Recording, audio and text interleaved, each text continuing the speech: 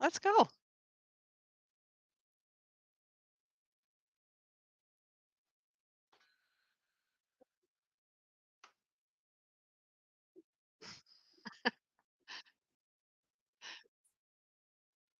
Yeah.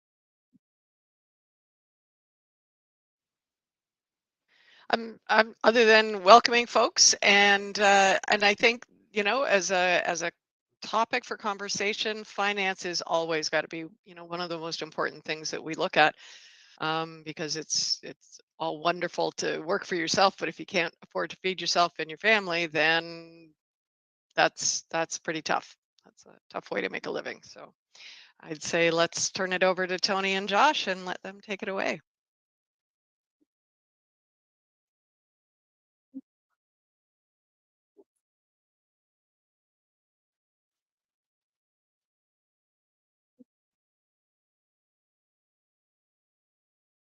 Yeah, yeah. I have everything pulled up in front of me, and I can see it on 50 inches of screen. So if there's questions, I'm probably going to catch them. It's specifically while I'm talking. Anyway, yeah. First of all, like, thank you guys for having me. I find it a little bit ironic, like the history and relationship I have with money and budgeting and finances, that I've been invited to specifically talk about this, because it's not something that I've historically been very strong at, which I suppose, from an outside perspective, makes me a good candidate to talk about it.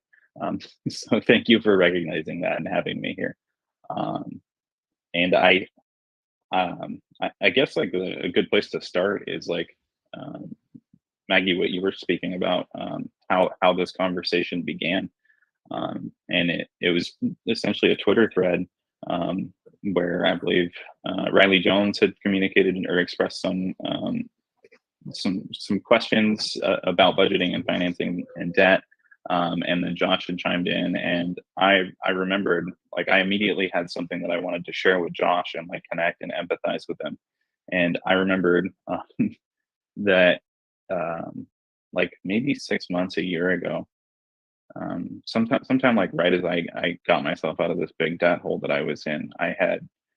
Uh, I wanted to share that with Josh and just and like kind of be real with him, but like I still hadn't like fully come to grips with the fact that like I had done that, and I didn't really feel like I was in a good place to give advice or communicate. And with debt, specifically, and like big amounts of debt and like poor spending habits and the things that come along with that. Debt is like one of these big, um, I don't know. It's not a subject that most people want to talk about. That they're not good with money, uh, and there's a lot of shame that comes with it. So I was still like very much like in that, and I wasn't ready to put myself out there and be like, yo. So yeah, I also struggled with this, and maybe we could team up and work together and share our experiences and things like that. So this Twitter thread, I I saw Josh's tweet and I was like, dude, I gotta say something.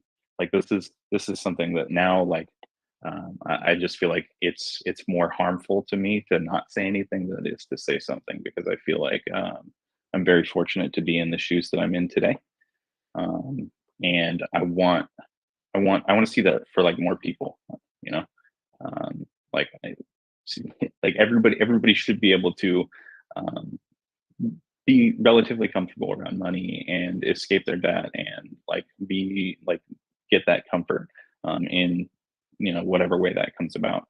And I think that the only way really to do that is to have the genuine conversations about it and learn the different nuances of people's stories.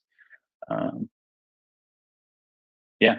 So I guess that like would jump um, right there into like how I like my experience with debt and finances. And I'm trying to figure out how to long story short this without skipping any of the important bits. But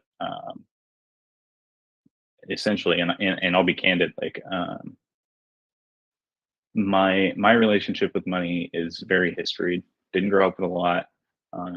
As I shared privately with some friends, like one significant memory that I unpacked that might have led to like some poor spending habits and things like that is like we didn't have a lot of money, but my birthday is the day after Christmas, and my it, and forgive me if this sounds like a little bit cheesy, but I think it's like super relevant, like to like childhood trauma and like uh, adult development. My birthday is the day after Christmas, and I would quite often end up getting like just piles of cash because like people didn't know what to give me, and I get like two, three, $400 as like a 10-year-old kid, and my parents weren't super wise with money, and what would happen, no fault of theirs, like they needed money, but essentially like if I didn't like have an outlet for that money or something to buy with it, it would just go away, or like big chunks of it would go away. So I think early on in my childhood that like instilled this idea in me that like once I got money, I had to spend it, otherwise it was going to go away. It's just like this really weird thing to think about as an adult, but um, it's something that I use to frame my relationship with spending money now, because it doesn't necessarily go away unless you give it a place to go. Um, and yeah, so I I've been married and divorced, and in the divorce process, um, like my budget got really tight, and I was renting a house and paying all the utilities and things all on my own, and got like super strapped, and buying a car, and I basically had all the overhead of a dual income, no child um, home, and like essentially I racked up all this like consumer debt, just like trying to get by and pay my bills, and I think the first time around that was like $15,000, and like that got to a point where like I couldn't afford the life I was living at the time, and this is long before I was in this space. I was still working retail at the time, and like taking these different jobs, and I uh, I ended up moving back in with some family, and like slept in what would have been one of my niece's rooms, like as they moved out in my brother-in-law and my sister's place, to try and basically just like make stuff work and like figure things out as far as like finances and like what it's going to do with my future going forward. And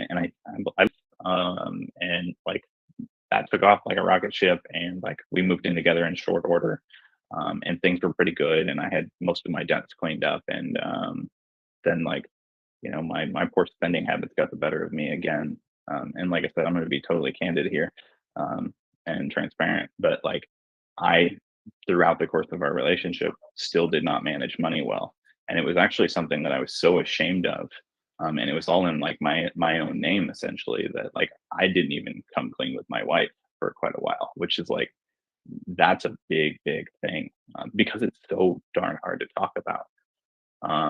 And it essentially it got to this point where like it was boiling over, in different ways, and like I could feel it, and like essentially like we had this sort of come to Jesus moment, where like we sat down and went over everything, and it was not the most fun conversation, and like working through that process was like a very difficult thing for me. But it is like an essential thing. Essentially, when I say that, like everything got to this, you know, this is like very painful point where like it just couldn't be ignored anymore, and we couldn't carry on doing the same things that we were doing, and feel good about the direction for our life and our life plans to continue buying our home and have children and whatnot. Like I was in a not a very good headspace, like just super down and out, and I didn't know that there was a way out. um, and I think in that conversation, uh, and throughout the process of like going over all the debts and like coming clean with those things, and us working through it together, like that was kind of the light at the end of the tunnel that I needed to see again, but I just like it was there and just didn't know it. um, and I guess the middle of the story is kind of interesting because we worked on some plans to pay off this debt and like figured out our budget and figured out where our money was going and cut expenses and listed all these things that we could sell and stopped going out to eat, and started turning down social invites and basically everything to just like trim the fat a little bit, and reduce the quality of life for the spending habits that we come to know. And we did that for like a good 6 months or so.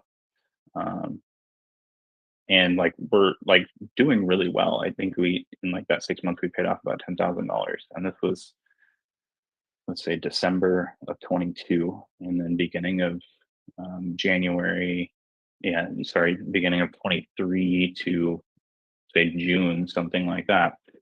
Um, we had paid off about $10,000 of about $30,000 in debt.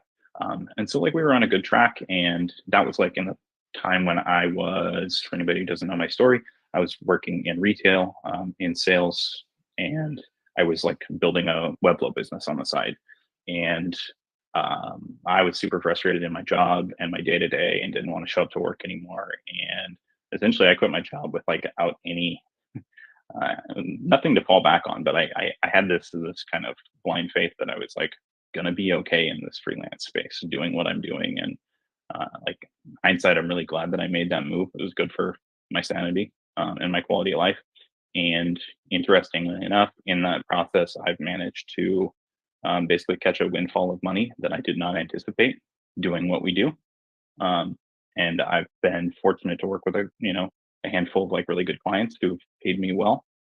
That essentially like Corey, both Corys actually. I think you guys are privy to this. Like there was a day where I got to send these guys a text message and be like, "Yo, guys, I paid off $21,000 in debt. Like I paid off the rest of my debt." And like that was just a super big moment for me. Like, and I sent the text sitting on the couch in my living room, and then I had to like take a moment to like recognize the fact that not only did I pay it off, but I had I'd worked, you know, the 4 or 5 months, 6 months after, and like left that money untouched, and like then had that additional money just sitting there, in addition to what I needed to carry on living my life, just to go and like, hey, everybody, here's your money, and literally pay everything down to zero, which was like this huge win to me. And I sat there in tears for a while. um, and like I know it's kind of funny because like I'd love to talk about this like at length and like what the whole process is like, but I feel like I got a really big shortcut jumping into this space and increasing my income. Um, yeah, so I don't know. I think that's kind of where like the debt piece ends, and I don't know. how much, where are we at on time? Maggie, do we want to continue into like, where do we want to go from here?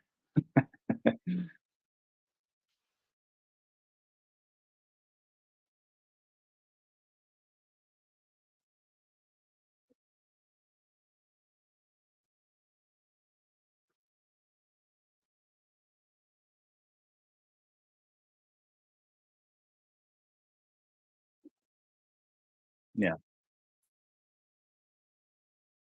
Yeah, and I guess I should preface all this stuff with like this is just my personal experience and what's worked for me. So your mileage is totally going to vary, and what works for me isn't going to work for you. And everybody's finances and relationships with money are totally different. And it's a wacky, wild world out there when it comes to money. And it's a super complex and nuanced subject. So um, yeah, I just want to get that out in front. The I mean, from my perspective, one great way to get ahead of what's keeping you down is to make more money. And I'm sure that that's something that like everybody wants to do, especially if they're in a place of debt, is like, increase their income. Um, and if there's an avenue that you can do that, it might be like you might have to take on the previous job that you didn't like, that's not a creative thing, so that you can, because you know that it pays well and it provides consistent income, et cetera, so that you can actually like predict your income and have a way to, you know, paint a path forward. Or it could be working nights and weekends. It could be cutting your expenses. I think the biggest piece of the thing is like with debt specifically and poor money management is like, you know, like at least I did. Like I knew that I was not doing things right. Um, but you get so like accustomed to that, it becomes like reflexive, and then you don't think anything of it, and it becomes like your new sort of norm. And what I mean about is like if you just take a second to step back and like look at it, like you probably have an answer for how to get out. You might not like the answer, and it's probably going to be way harder than you ever anticipated. But it's like it's totally worth it. It's like it brings me back to like that the phrase "choose your hard." Either you can stay in debt, or you can figure out a way to take care of it and figure out a way to budget your finances. And like both things are hard, but I don't know what side of the coin you want to be there. I know like I sleep better at night knowing that I don't owe a bunch of people money, and there's not just like creditors coming after me and collection agencies, and I don't have all these bills and money that's like out of my control. So like I'm really glad that like I had those moments with my wife, as absolutely difficult as they were. Um, yeah, and um, there's like I said, different things work for different people, and everybody's situations are different, and everybody's end games are different with money. So like I, those are kind of my pieces of advice. But honestly, whatever works for you and whatever you think is going to work for you is probably way better than doing nothing when it comes to debt or even just managing your money. So I like literally just looking at the problem or talking about it, or having these discussions is a great step, um, in my opinion. Um, and when I say that there's different tools that you can use, like one thing that and there's mixed feelings about him, but Dave Ramsey, like I read that book, and like I didn't read it. Sorry, I listened to the audiobook because I was working like 10-hour days and then trying to build Webflow stuff on the side. And then connecting with this wonderful no code and Webflow community. And yeah, I listened to the audiobook, and while I don't necessarily agree with everything in the book or his practices or principles, thereafter, there's essentially treated it like a bunch of it as kind of like a manifesto. There was, I mean, I sent Josh and Maggie these quotes that I surfaced on a website, and it's like I think somebody else must have had the same sort of experience, like just these one-liners that just like rang through my head as we were like chipping away at these pieces of debt that were like super helpful. Um, yeah, and I think that's that goes right in line with like choose what works for you, and what you see as a good path out, because what worked for me might not work for you. or you might need to frame it differently or interpret it differently. What's Yeah, what's the name of the book, Tony? uh,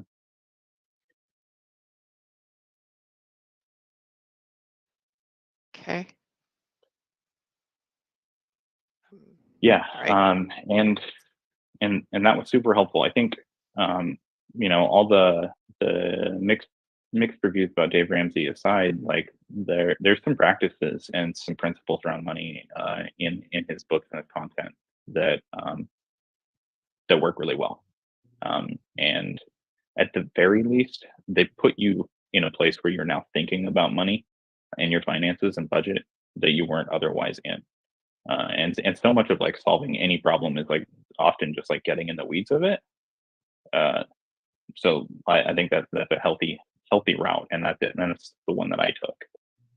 Um, yeah, I think that's where that ends for me. I think sometimes, pulling that Band-Aid off and facing it and actually trying to deal with it is the hardest thing. It is easier sometimes to just try to ignore it, but that Yeah, only lasts for a while. it's. I mean, you got to pay the piper eventually. Like, and it's coming, and that's what I mean about like you either look at it and you come up with some sort of plan or understanding, or you just continue to sweep it under the rug until you have to do it later on. Yeah. Man.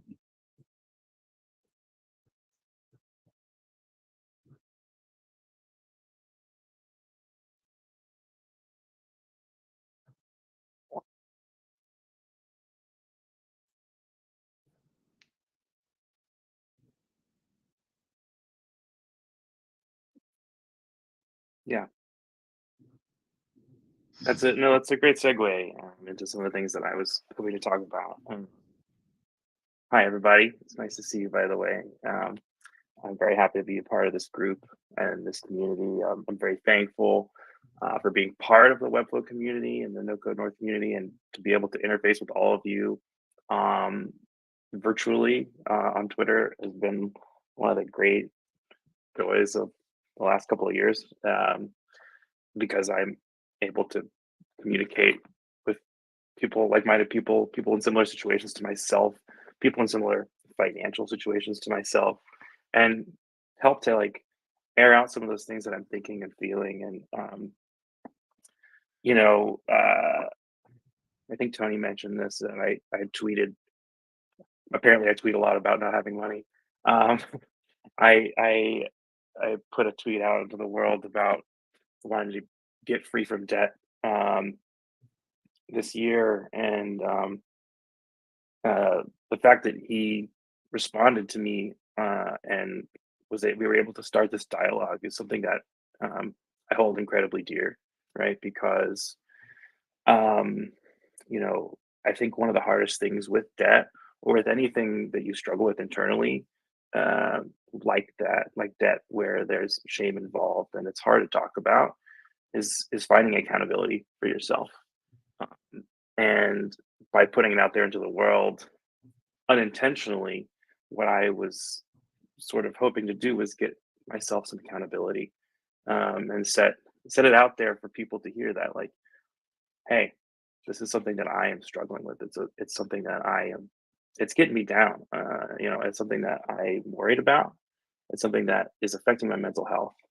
Um, so we have since, Tony, myself, and Maggie got together just to have some chats and hold each other accountable with regards to some of our finances. And I think that that was one thing that I want to make sure to hammer home is like, you know, um, if you're in this chat, if you're hearing this call, or you're on YouTube, wherever you are, like, and you're hearing this stuff, like, there are other people with similar problems to yours as freelancers or as UXers, designers, where like it's affecting them in a similar way to you. So, you know, um, I I would hope that you all feel the same way, like you can put it out into the world and get back in return some guidance and positivity. I'm really thankful to Tony and Maggie both for just talking those things through with me.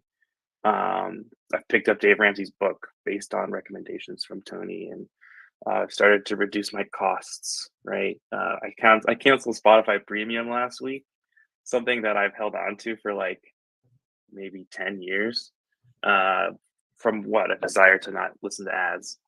And I think that that's something we've talked about a lot too within our individual discussions. Is like, well, what can you live without? Um, and yeah, I thought it was going to be like a hard thing to let go of, but I actually don't listen to Spotify that much. I've realized this week. Um, I can live without it. So I realize I've gone down a bit of a hole, a bit of a tangent. I want to take it back though to freelancing in particular, right? As some of y'all might know, I am a part-time freelancer, which is kind of a niche thing in our industry where I have a full-time position, Jasper, and I'm doing freelancing as a way to like quote unquote make ends meet. Um, and I know that there's a lot of talk in the chat and on Twitter and in our space in general about like raising your rates, right? To Tony's point, like if you want to pay down debt, it helps to make more money, and that seems like a pretty straightforward thing when you think about it.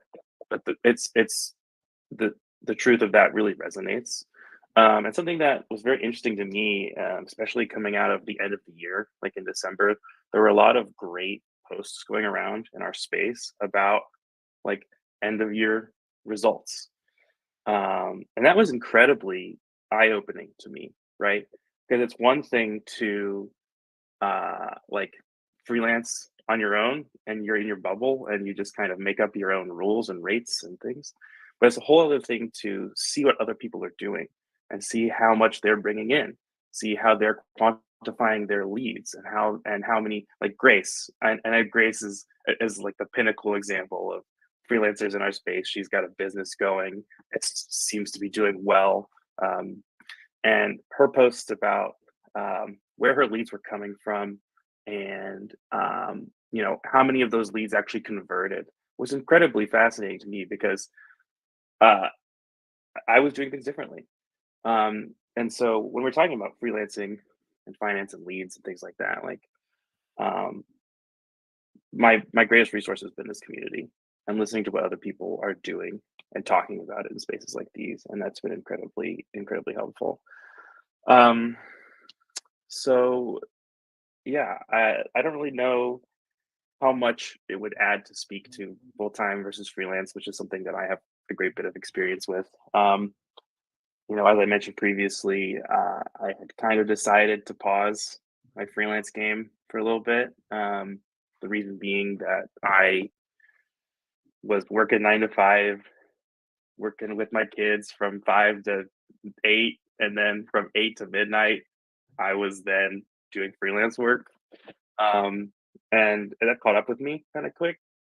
I found myself getting bogged down, which is something that I think happens to a lot of freelancers. And when the work is really heavy, um, especially when you don't value your time correctly, which I think is something I've been doing a lot of and want to remedy in the future.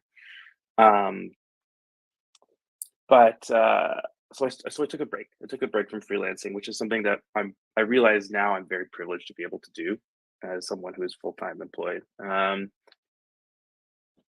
And it's been a little over 3 months since I took that break. In that time, I've realized a couple things. The first thing I realized is that I missed the money.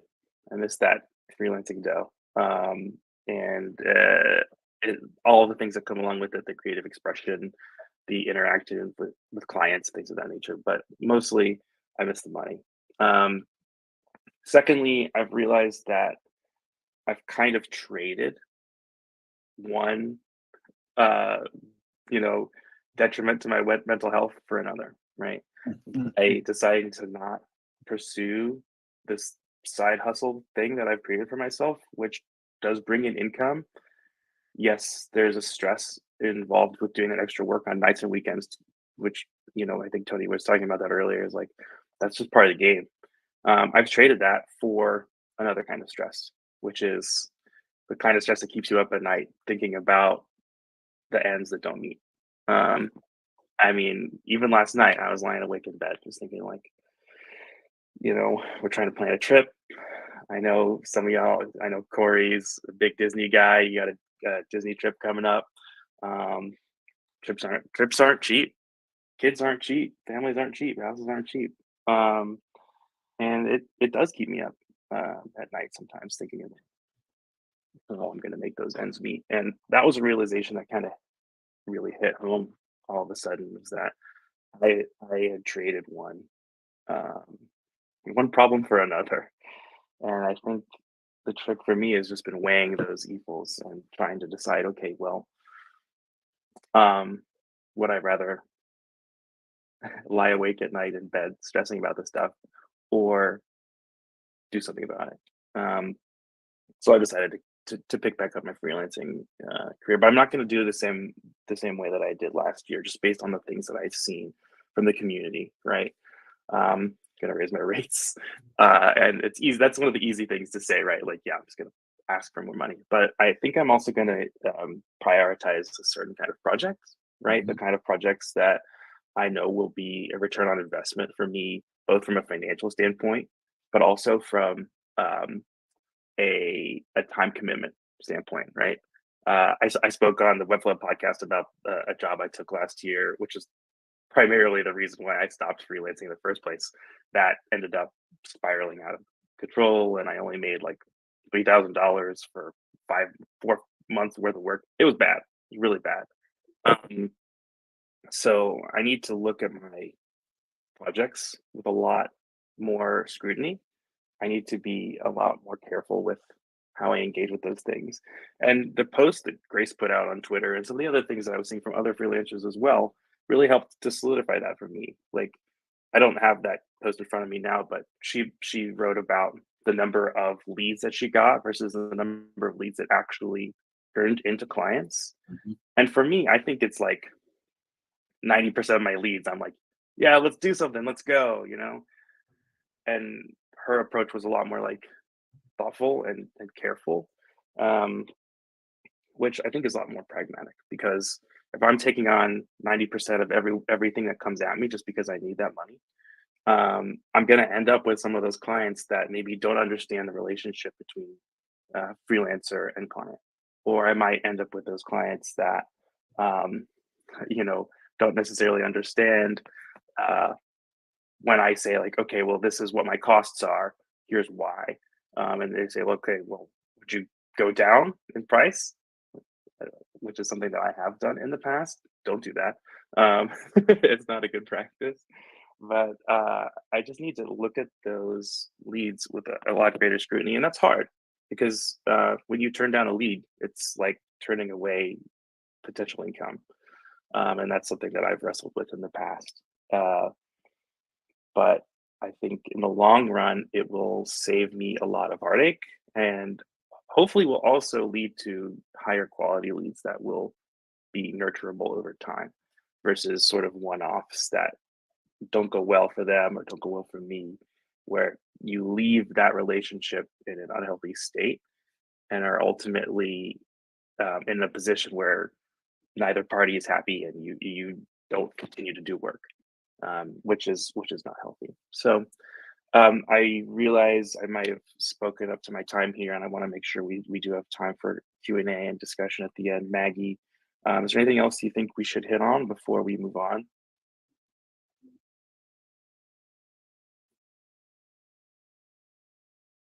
Yeah.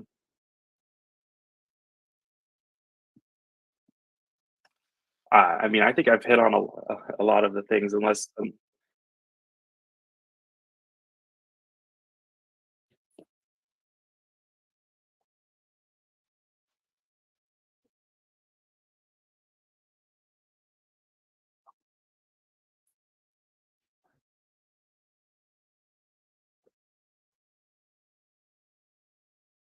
I could pull up the tweet right now. It was in her December end of year review. A lot of fast forward freelance stuff on here between now and then. I'll scroll through real quick. But while he's looking for that, I want to point out, like, just the interesting note that like literally just somebody talking about money, somebody talking about the number of prospect calls that they had, and the percentage that they were able to close, and how many they said no to, and how many were a good fit, are like this. It just helping it opens up a healthy dialogue. And like I'm super fortunate that like all you guys are here, like whether it's debt or like the money management piece of freelance. Like literally just subjecting yourself to those sort of conversations, is often like you in a way scratching that itch for like that piece of knowledge, or figuring out some way to get your bearings in your own, um, you know, in whatever way that you need to solve your problems or meet your needs. So like, I mean, kudos for like having those more open and candid conversations, especially about money, because it's like super hard, and it's so subjective, and it's so tied up in our histories, um, and Totally. locales, and yeah, there's a lot that goes into it anyway. And it's something that's really hard to it's hard to talk about, for sure.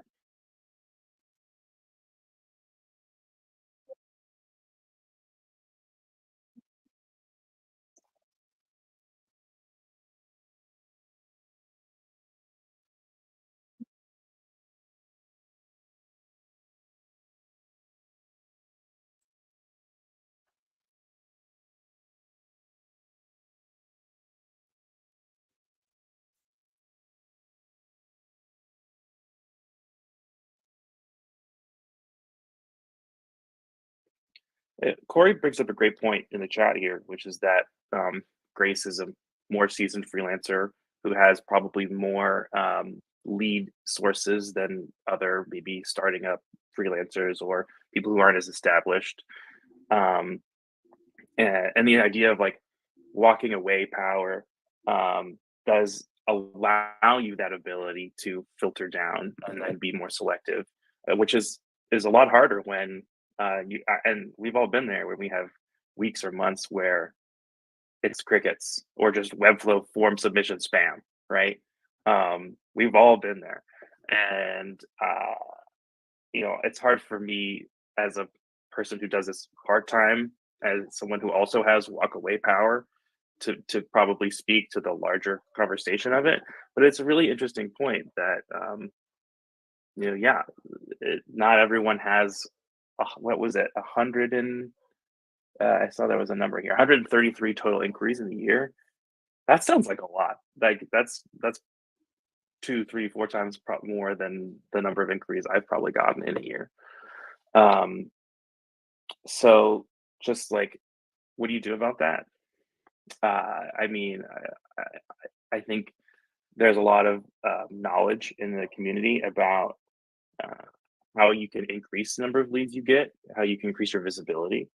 Um, but even still, to Corey's point here in the chat, right? Like um, being selective, even if you only have that one or two leads a week or a month, is going to be crucial to making sure that your leads are healthy, that you are healthy. Because I don't know, I can't do another 3K for 4 month deal. I would just I would break. I think. um, but to Tony's point, to take it back to where we first started, like we have this incredible resource in this community where people are talking about these things, where people are talking about their pricing, where people are talking about where they're getting their leads from, and I'm it's just such a great resource, and I'm so happy to be part of this community. Um, so anyway,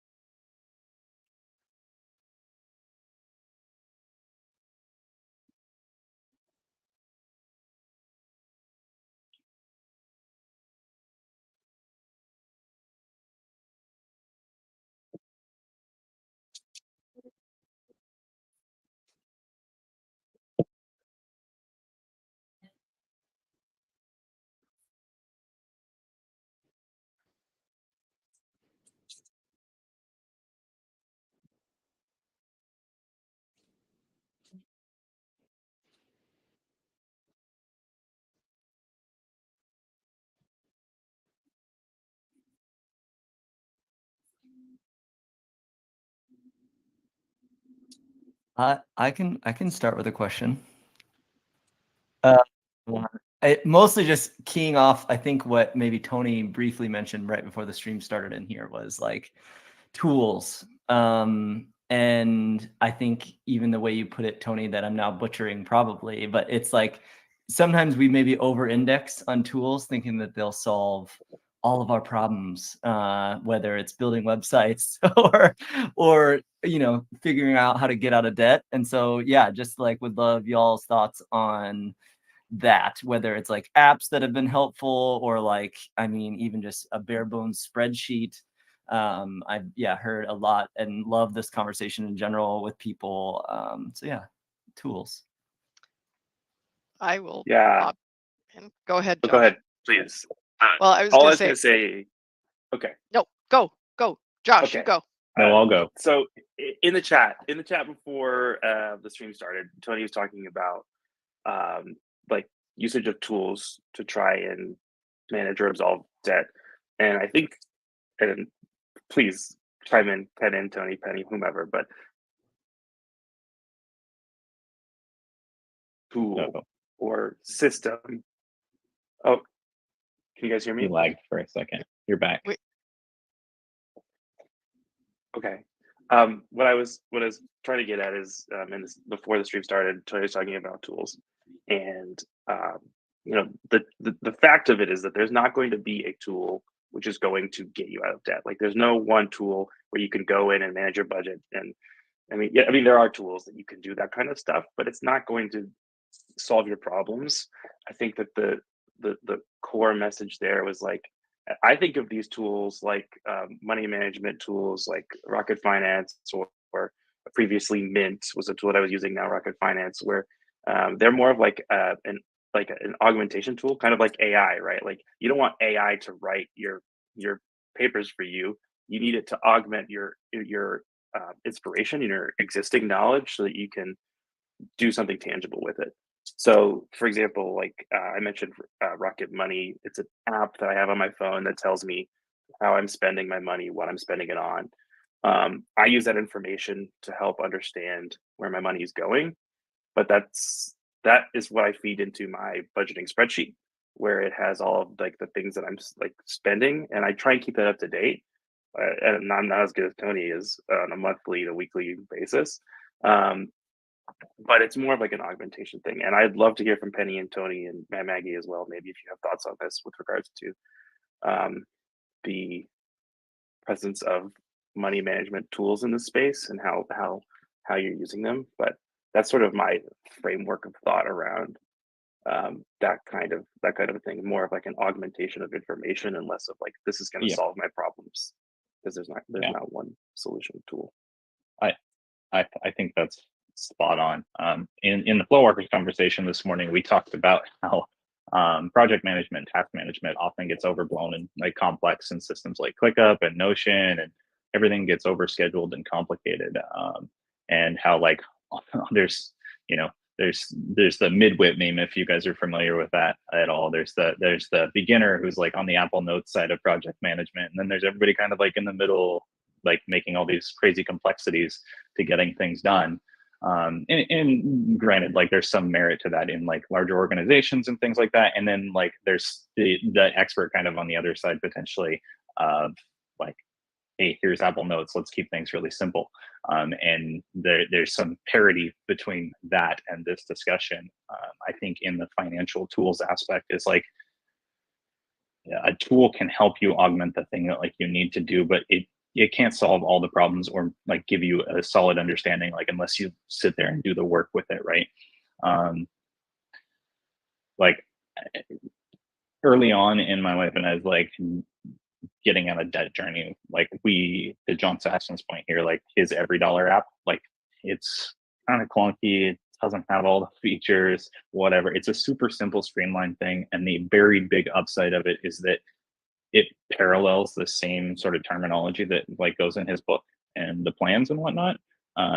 And like it gets you looking at those numbers, and it gets you punching in how much you spend and recognizing these different categories and like realizing how much you're paying off and things like that. And I think that's the the biggest takeaway there is like, you know, the tools can be helpful, things like ClickUp and Notion, but like in that same comparison that I'm trying to make, like there's all of these complicated tool sets, and here's ClickUp and Jira and these millions of tickets, but then there's like just me, and there's the things that I have to get done, and there's only so much time that I can do them. So what do I do when I look at these giant tools that have all these timelines and things in them? I go there and I say, what can I do right now? What's my priority? What like 3 things can I cherry pick? And then I take them out of the tool, and then I'm working with those variables. And I think the same thing is kind of true for money stuff. It's like, okay, now I have like a broader picture, and then it's like, what do I do with all of this? Like, how do I actually do a thing with this today and tomorrow and the next time I think about spending money? And tools can help give you insight into like whether you're being success, like whether you're holding true to what you said you do or not, if you use them to do that. But if you just think that it's going to solve your problem, it's not going to do anything, except probably take more of your money because everything's a darn subscription anymore. Yeah, and I kind of want to piggyback off this because like this conversation was about the good, the bad, and the ugly of finances, and like I don't know that we've touched on a whole lot of good. And I think that managing your finances well after you're, if you are already in a place where like you can make an effort to do better, and maybe you're not in a big pile of debt, like there's opportunity there. And like where I am now in regards to my debt and money journey is like just like otherworldly different from where I was a year ago. So like that's some good, and I don't want to like like toot my horn too hard, but like that's like I was there and now I'm here, and like it didn't happen by accident. And I think it's just like putting one foot forward and like recognizing those different things. So like now I'm kind of on the good side instead of the bad and the ugly side, which is a great place to be. And like that, I guess, tips right into like just general money management stuff, and like this conversation that we're having about tools. Right now, I'm checking in like once a month to my finances, and I try to not think about things so much at like a granular level, because I get like this kind of paralysis and like get like a little bit neurotic about it and get stressed and don't like I can't function in my days. But so long as like I'm checking in like on that regular cadence, like I know whether I'm doing well or I'm not well. And I'm literally just doing that in this Excel spreadsheet that I picked up from Reddit, that calculates taxes. I can plug in my income, my wife's income, these different things, and just checking in with those things and watching the numbers go up and down, and like where I'm investing my money, whether it's going into savings or our daughter's college savings and things like that. It's been super beneficial to like take Dave Ramsey's program, essentially like the Every Dollar, and sort of expand on that, like as my knowledge of money and my spending habits and the different aspects of my life and my family's life that we kind of need to manage.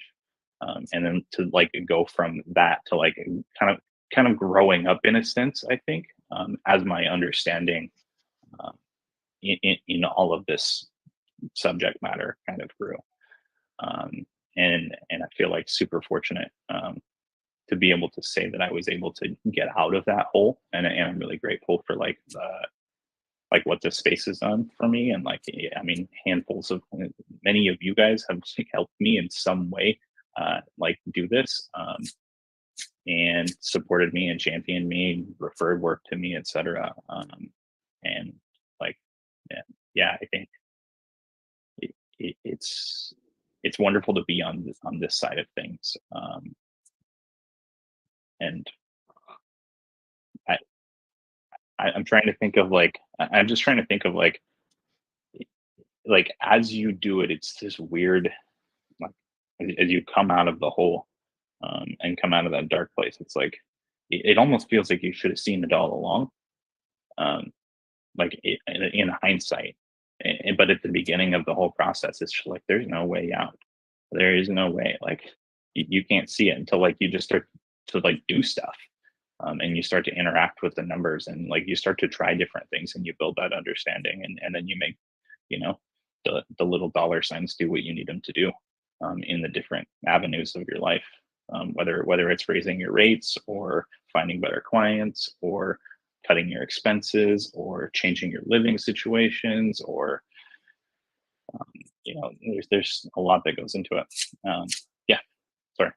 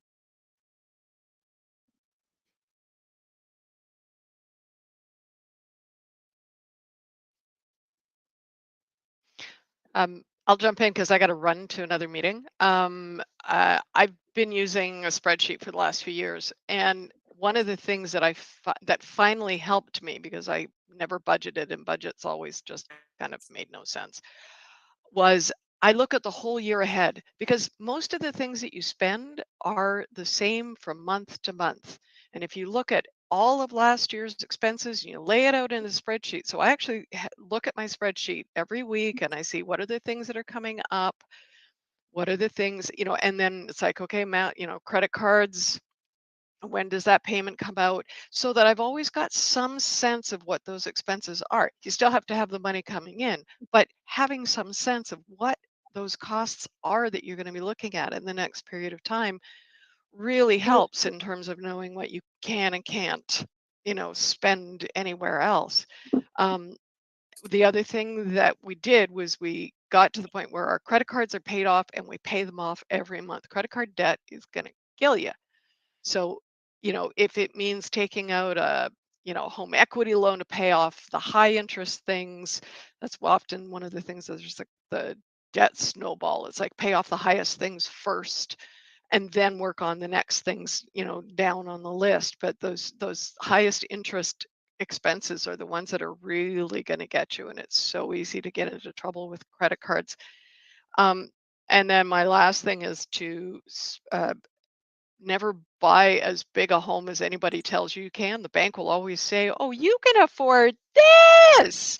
And it's like, well, maybe, but maybe all you really need is this. And by doing this, you can eventually have the bigger home if you want it. But don't get sucked into, you know, the the the banks want to make money off of you. That's their job. It's the same thing as Rocket Money and all of the others. They're there to help you, but they also want to sell you. Rocket wants to sell you some, a loan or this or that, right? So always be, aware of, where is the money going and how, how great is that deal that's being offered, or whatever, right? So I don't know. It's taken me a long time to get comfortable with money, but I'm really glad now that I feel more confident. I don't have any more money than I did, but at least I don't feel like I'm going backwards.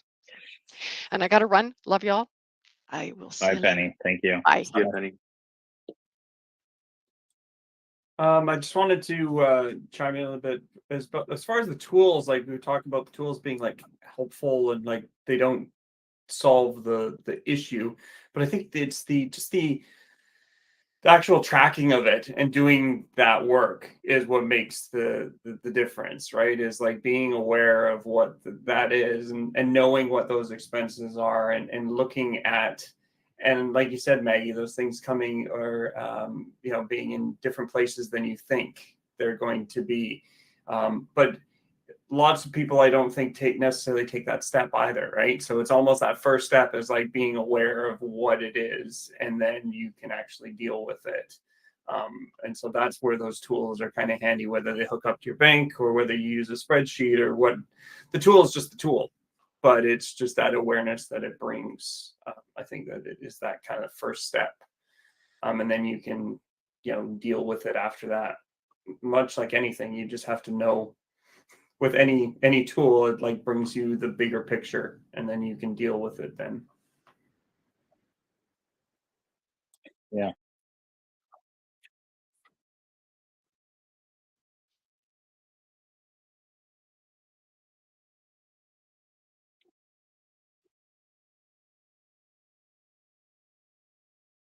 Yeah.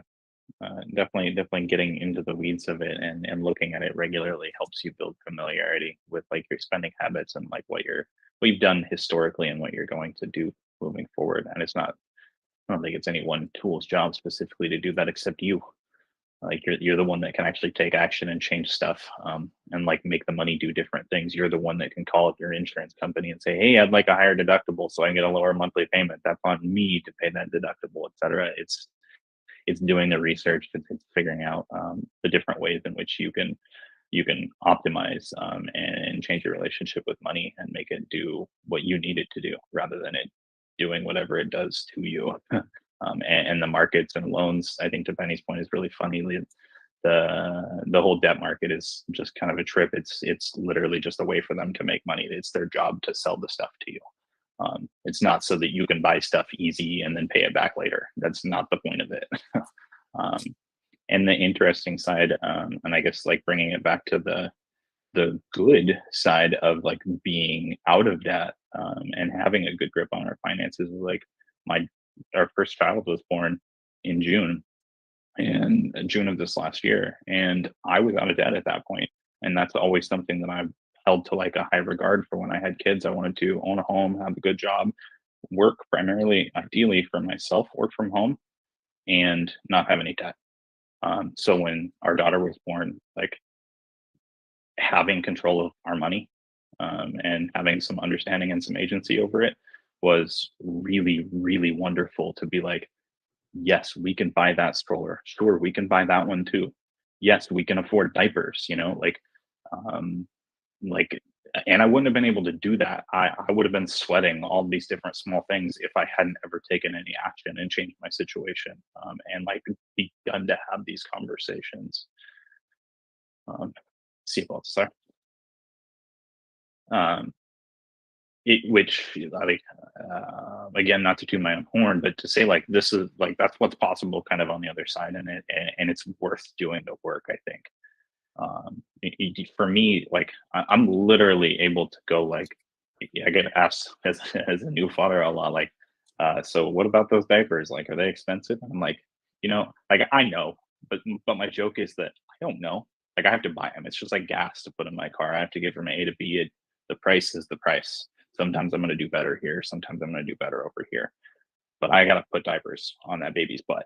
Otherwise, I'm not doing my job.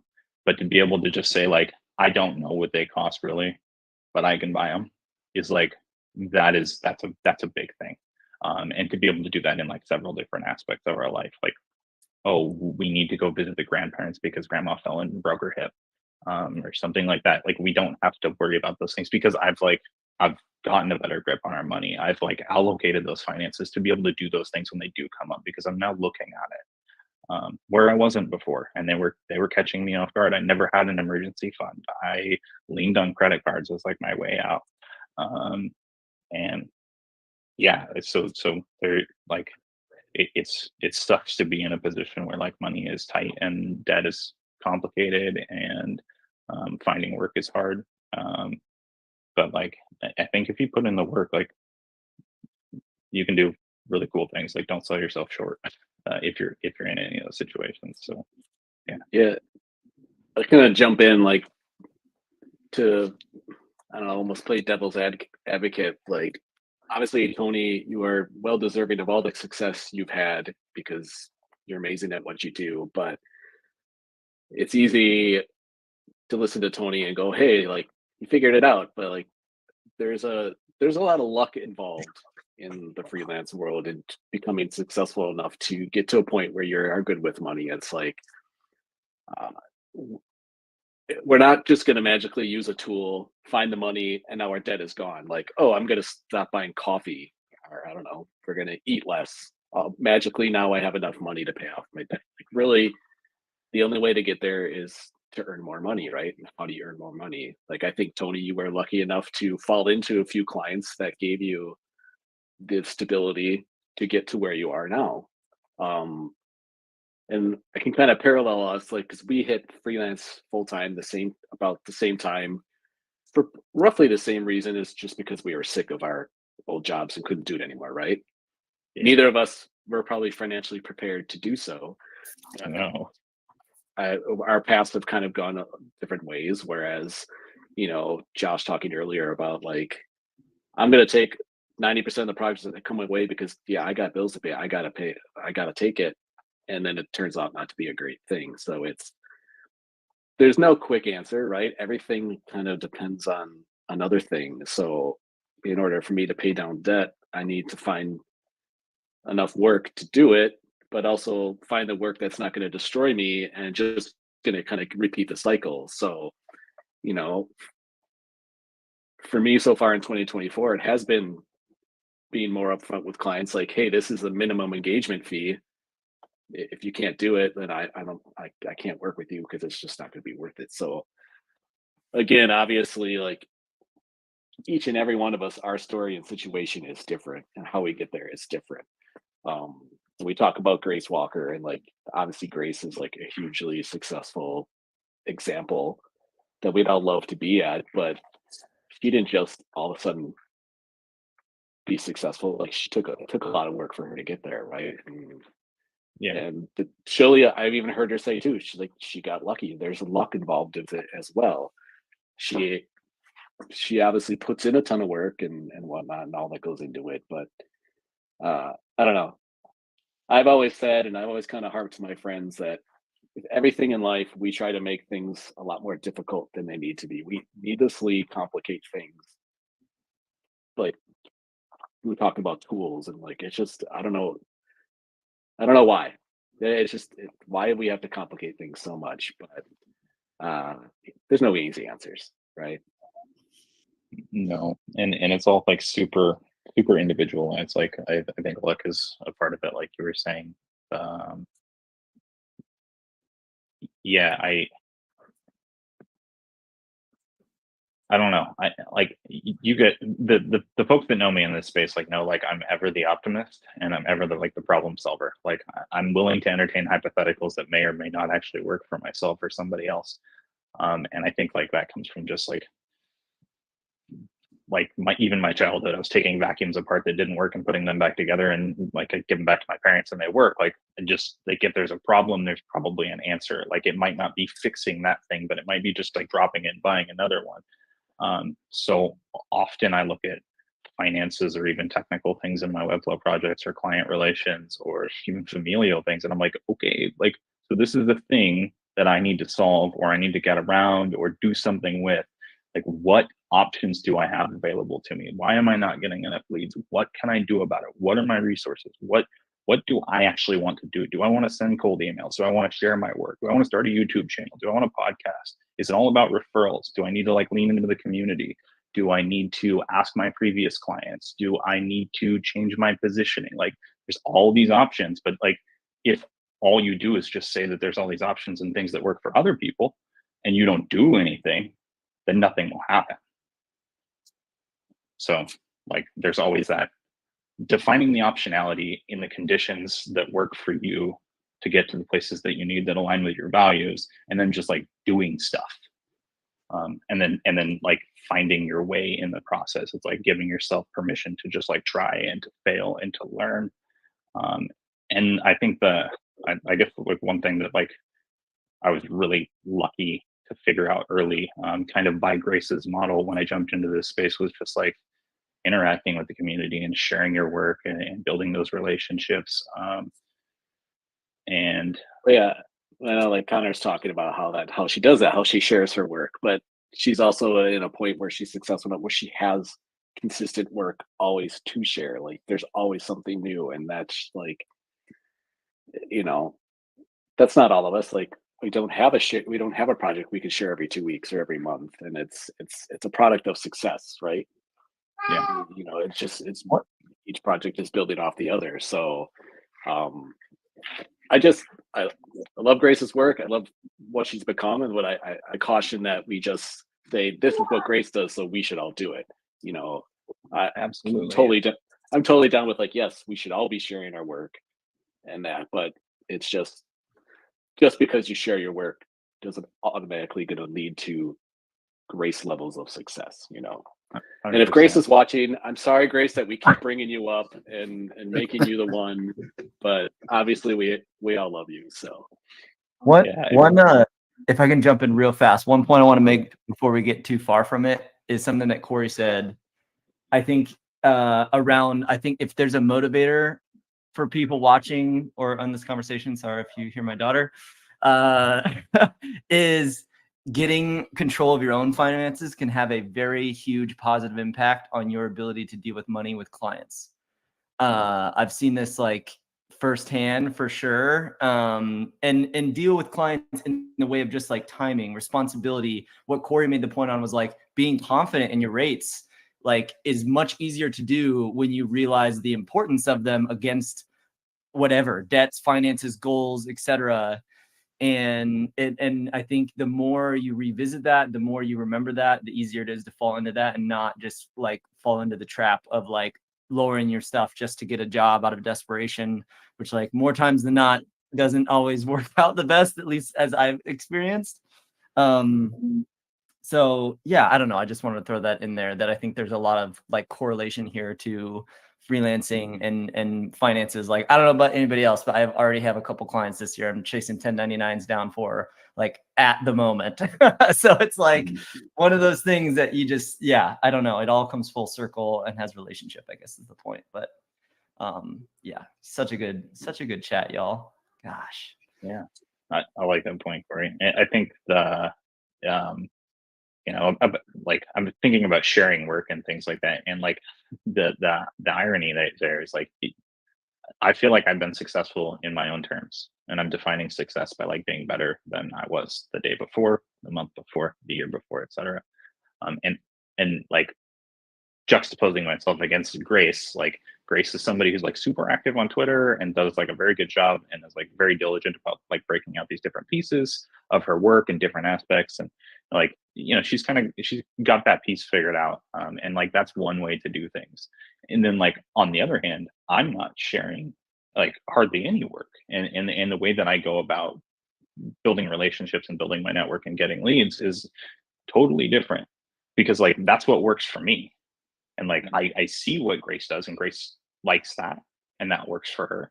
And that's great. That's wonderful. Like that's her path. That's what she's chosen to lean into. And that's cool. Like anybody can do that if they want to. But I think that like once you get in and you start playing with all the different things, like then you can figure out what's going to work for you and like where your energy wants to take you, and like what actually works and what doesn't work. But you got to get in there and do stuff to like build that knowledge of like what's going to work for you. Totally. I think the reminder and too is that like Grace didn't just like it didn't happen overnight. She didn't like just step in the scene. Yes. Like I vividly remember, even ironically, it was in a gather town like this. I don't know, maybe 2-3 years ago. And I remember like ended up just in the same area talking to Grace for the first time. And like, yeah, she, you know, I mean this with all Grace. She wasn't, you know, famous. She was a nobody in the way of like, she's just getting started. And that's great. We're all coming from somewhere. And to your point, like everybody can take a different path, but I still think there's something to be said and reiterate what Connor put in the chat earlier of like, at the end of the day, input to output is like, no matter what you want to do, you can make excuses about things of like sharing work or not or whatever. But like, if you're not willing to invest the time in doing something to get your name and voice and relationships out there, whether that's on social or other means, like it's going to be hard. Like that's just unfortunately the world we live in now, where like so many interactions live online. So like that is just kind of like one of the best places to jump into to get that interactivity going. But also, can I quickly add to that? Because obviously I understand that, you know, some people don't want to put their stuff online, which is cool. Like, you know, putting yourself out there is not like everyone's cup of tea. But I've got a friend in New Zealand who runs an agency, and they make so much money it's stupid. And the way that he got started was literally going out for coffees with his customers. He would actually send them an email, ask them out for coffee. And I asked him once, I don't know why this thumbs up thing keeps happening. Either way, I asked him how many coffees he goes for a year, and he says, like, at the very least, he goes for one a week. Wow. You know, so over 2 years, that's over 100 people that he's talked to. Yeah. Old school networking, right? Yeah.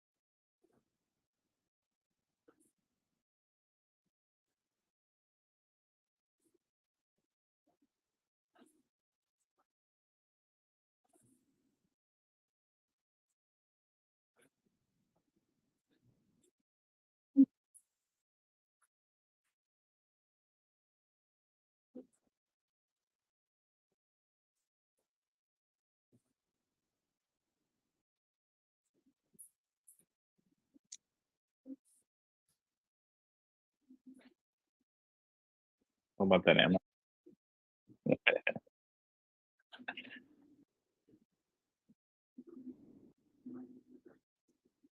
Cool. I just want to thank you all for being here and for being vulnerable enough to talk about this stuff with us and share your knowledge and thoughts. And we're all coming from the same place of trying to improve our quality of life and mental health and get better with money and just be better people in general. I'm really appreciative of y'all and of this community. So thank you very much.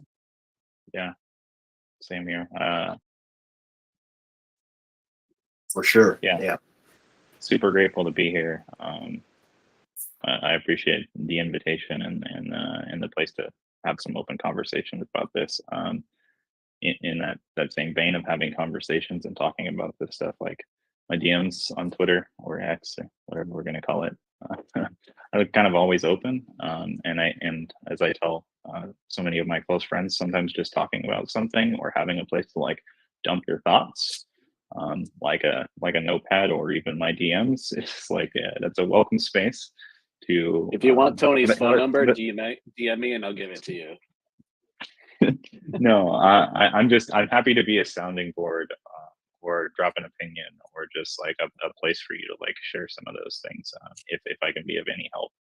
And like I said, I'm no expert, and I'm just like figuring this stuff out as I go along. But if there's anything that like I didn't address in my story, or you want to know more, or like what I'm doing now, or anything, literally just ask me. I'm an open book, and I will find some time to be as helpful as I possibly can. Yeah, and thank you guys all for being here and contributing and asking questions and being transparent and having these conversations. It's this is what makes this space so great. So thank you.